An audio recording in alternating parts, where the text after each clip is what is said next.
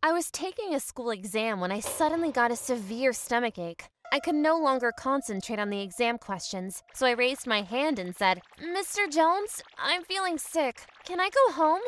Go home in the middle of an exam? Sure, but then you'll get an F and fail the class.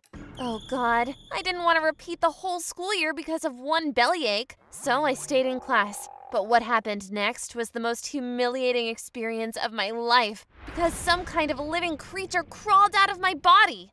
Anyway, my name is Alexia, and this story starts when I was 8 years old, and my own dad kidnapped me from school so he could sell me for money. He called my mom and said, "You can get your daughter back, but I want $20,000 in exchange, so sell your car and jewelry. You got 6 hours.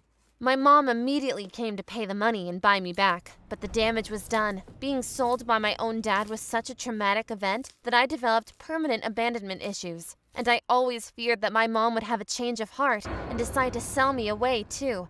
I'd watched a lot of How to Catch a Predator episodes, so I knew there were evil men looking for girls like me. So to put my mom's love to the test, I'd do creepy things like catch stray cats and shave off their fur. My mom always got terribly upset about it.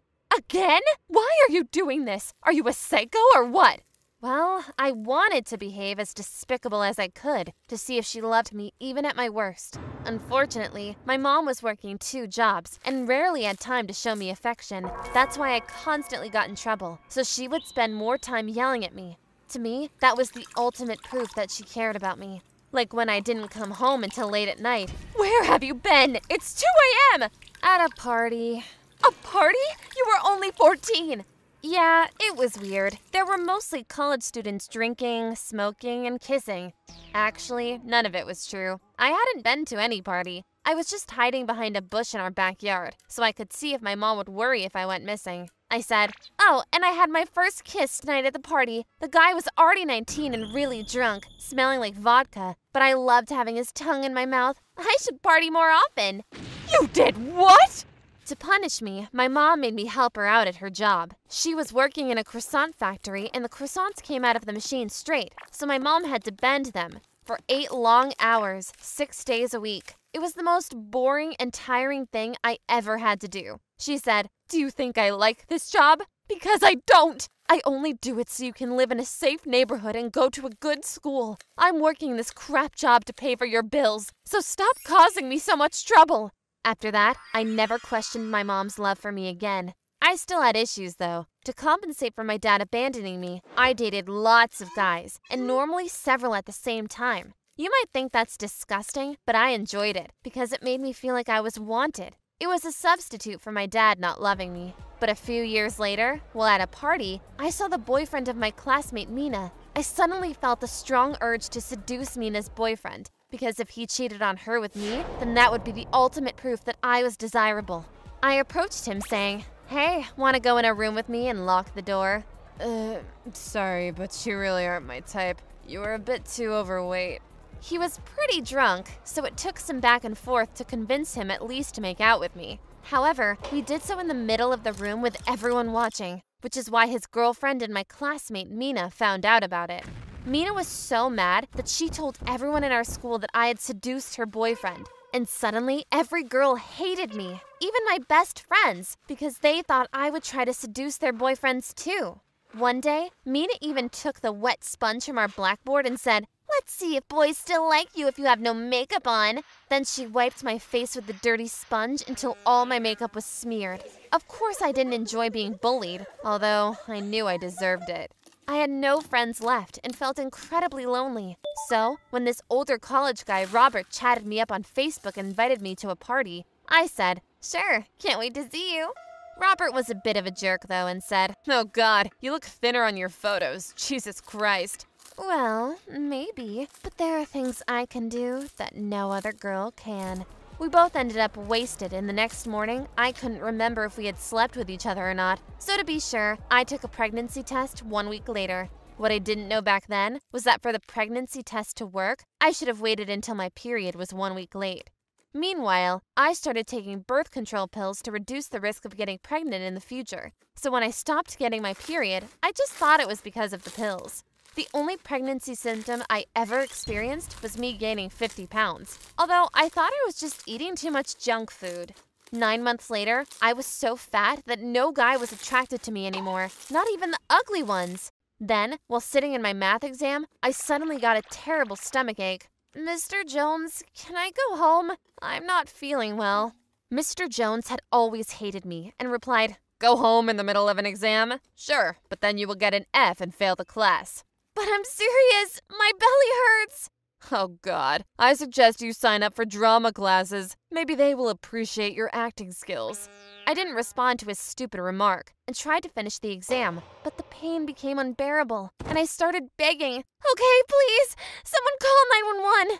Calling an ambulance isn't a joke. It's a serious offense. I hope you know that.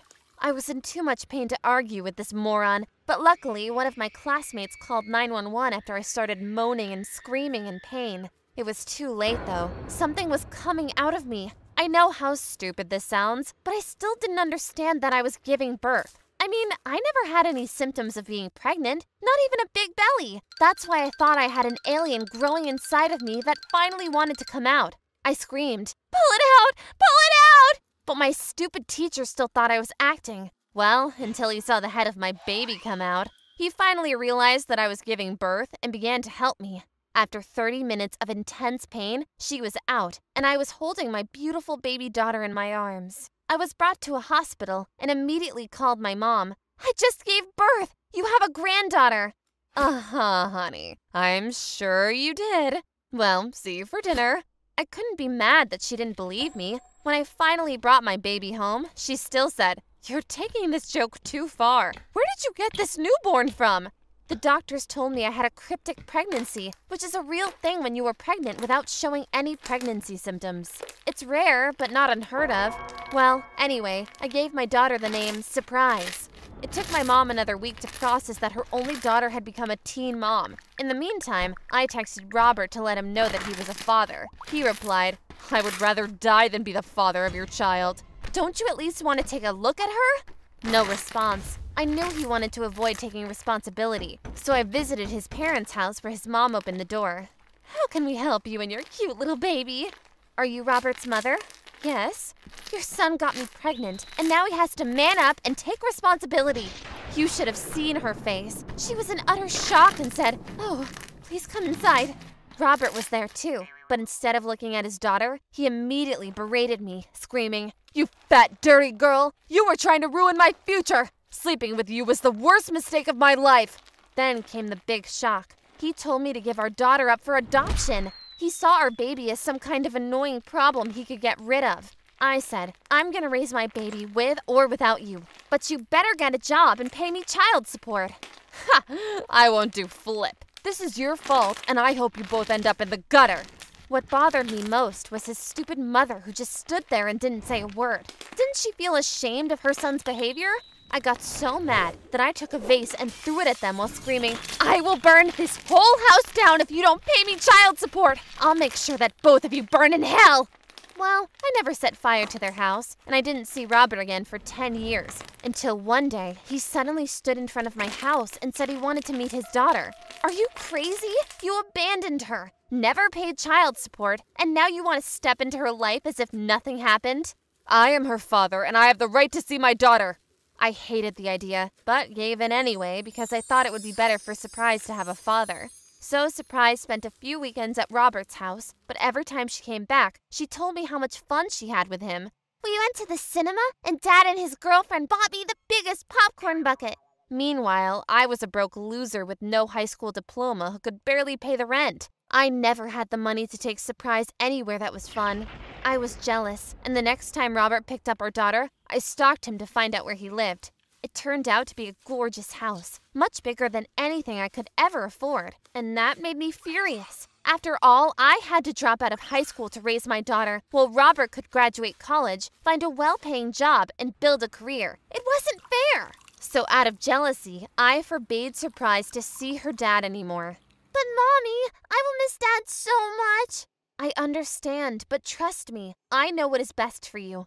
Well, Robert decided to sue me over our daughter's custody, and because he could afford better lawyers than me, he got 50% custody of Surprise, which means that she now lives with him half of the time. I won't lie, it feels like someone stole my daughter away from me.